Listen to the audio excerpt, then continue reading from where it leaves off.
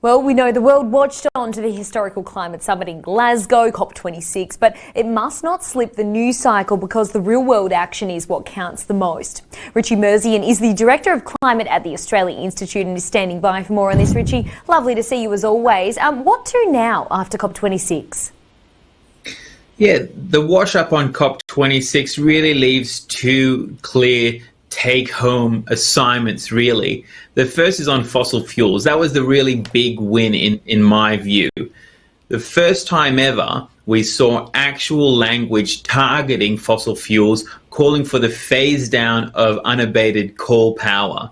Now, we've never seen fossil fuels actually targeted, mainly because of how powerful fossil fuel producers have been in the last 30 years.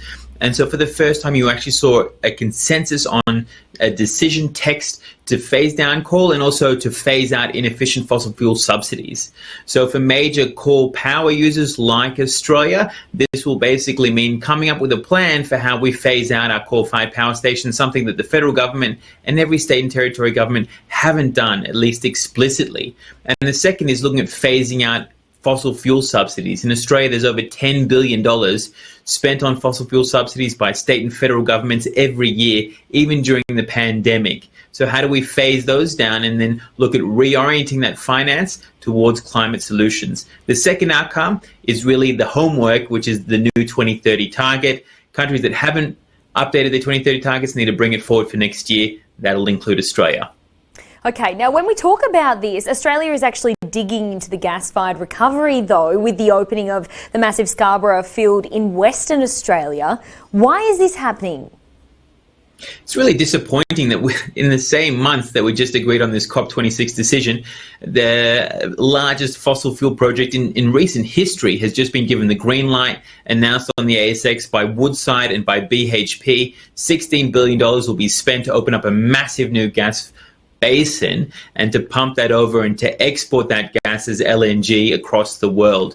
We're talking about, when you look at the full life cycle emissions, about 15 coal-fired power stations worth of emissions that Australia will now add to the burden we already have. This is not the direction we need to be going in. We need to be phasing out fossil fuels. So it's disappointing to see two large corporates in Australia, to see the WA government, the federal government approve this just right off the back of COP26, when we need to be phasing down fossil fuel projects. We need no new gas, no new coal. That's what the International Energy Agency is saying. And unfortunately, we're going in the wrong direction. It seems a bit conflicting, doesn't it, that we've gone to COP26 and we're talking about climate, and then on the other hand, we're doing the opposite of that. It does seem quite conflicting there. Now, South Australia produced all of its energy demand with rooftop solar. What exactly does that represent to you?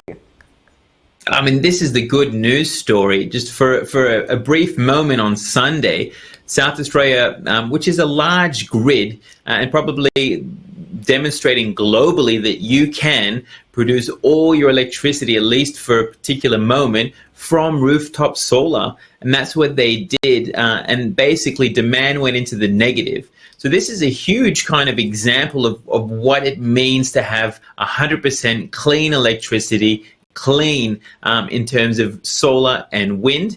Now, obviously, South Australia is still connected to the national electricity market, so it can connect in and pump excess energy and also withdraw it down from the rest of the grid in Victoria where it's interconnected. But it just shows you that how fast things are evolving, that we can be moving much faster to 100% clean energy right across the grid in Australia, and South Australia is leading the way, showing that it can be done. And we really need the federal government on board to make sure that we have all the systems in place to make sure that we can make this last. Richie Merzian, thank you so much. It's always great to catch up with you. We'll see you soon. My pleasure.